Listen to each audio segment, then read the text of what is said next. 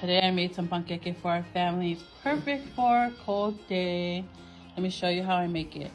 4 cups of all-purpose flour, 2/3 cup of sugar, 2.5 tablespoons of baking powder, and then some water. So I don't usually measure the water. I mix as I go. So I'll show you what I'm talking about. Oh, I'm so sorry. You're also gonna need vegetable oil. Okay, so in a large pot that I usually fry in, I'm adding 4 cups of vegetable oil, and I'm gonna heat that at medium heat until the oil is hot enough to put our pankeke in. 4 cups of flour. 1, 2, 3, 4. 2/3 cup of sugar. So I normally don't even measure, but for the sake of trying to share it as a video, I'm measuring. 2.5 tablespoons of baking powder, and I always use Fabric Girl. 1, 2.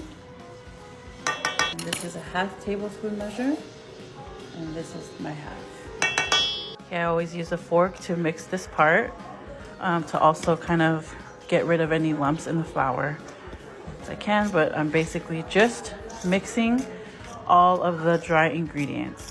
That's looking nice and mixed well, like looks nice and kind of looks sifted, but it's not, but that's how well you want it mixed. Is I add water in, stop, and I fold it in.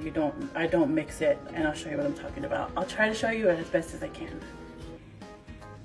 That's how I like it to run. Okay, then I'm gonna stop. And then I just fold it in until I don't see any more water, and then I'm going to add more water.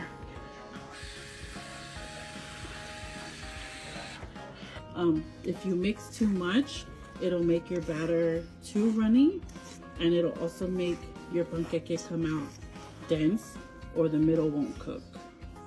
Okay?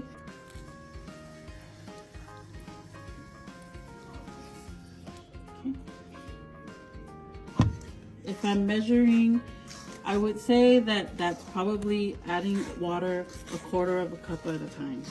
I just don't usually measure this part because it doesn't work for me. Okay, so there we go. We're almost there. I want to show you the consistency that we want our pankeke batter to be. Now that's too dry still. Now I'm lessening the amount of water I add because we're almost there. So you're gonna want a wet, sticky batter, a little bit running. It's so hard to explain it, which is why I want to just make it on video. And add a little bit. Okay, this is how I want my batter to be. Kind of wet, but then I also see that I've still got some dry. But I don't want it like running, if that makes sense. I'm gonna add just a little bit more. That's enough. I want it wet and lumpy, and it's just like that. This is how I like my pankeke batter, just like that. Now it's ready to get fried. Okay, so our oil should be hot, but I'll show you one way of testing whether or not it's ready. You just get a little bit of flour on a spoon, sprinkle it, and see if it fries. If it fries, it's ready. Perfect, it's ready for frying. And so before I actually scoop the dough into the frying pan, I just want to say for this part, if you've never made pankeke, the best thing to use is an ice cream scoop. The kind that you scoop up the ice cream and then you release it with the little clamp thingy.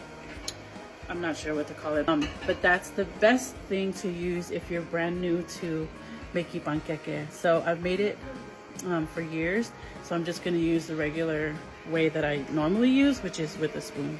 Okay, so this is what I also like to have is a coffee cup, or I'm just using my Pyrex cup because I've already used it, full of hot water. And this is so that after I'm done putting the dough in, I basically rinse the spoon off, which I'll show you guys. So let me set up my station. I've got the dough and then the frying oil. So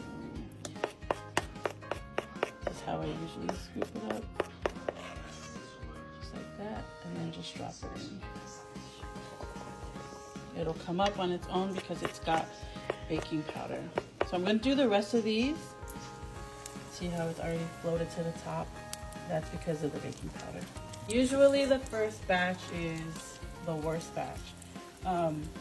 For me personally, it doesn't always all come out exactly how I want it to. So usually the second batch is my prettier batch. Finish dropping these in. So I'm just doing every one exactly the same.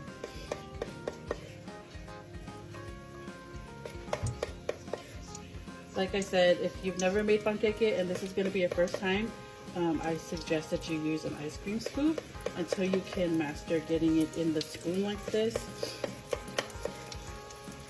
You're going to want to keep dropping until you can see that the pankekes are basically leaning on each other in order to stay still. I'm not sure if that makes any sense. So you want to fill it, kind of like when people make cinnamon rolls, they put the rolls next to each other so that it helps each other rise. That's the same thing with pankeke. You're going to fill it until it looks like this at least, kind of like that. So they're all almost touching each other or they're about to be touching each other. And then let me show you, once I flip it, they basically lean on each other too. And this one looks like it's actually almost ready. Yeah, so once you turn it,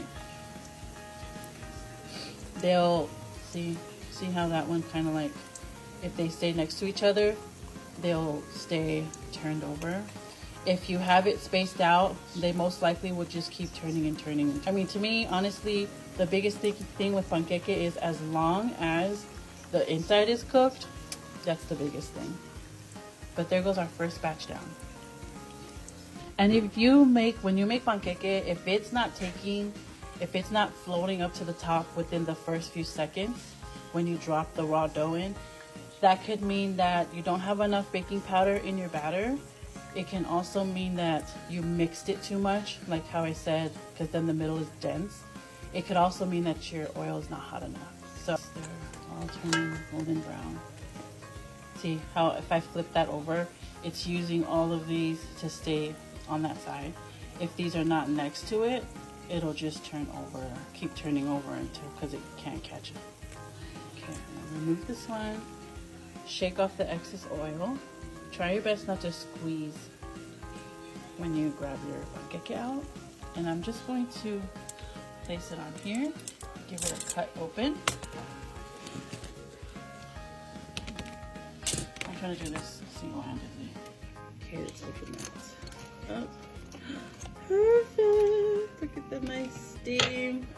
I don't even want to touch it because it's so hot, but I will anyways. Okay, look at that, guys. Perfectly cooked. But yeah, that's how you make pankeke. It does take patience, trial and error. So be kind to yourself. So before you make it for the whole family, make it for yourself first to see what your groove is, you know. So these are actually ready. So I'm gonna take these out. Butter and jam. Okay, I'm gonna take my pankeke, put this on it. Cheers, guys!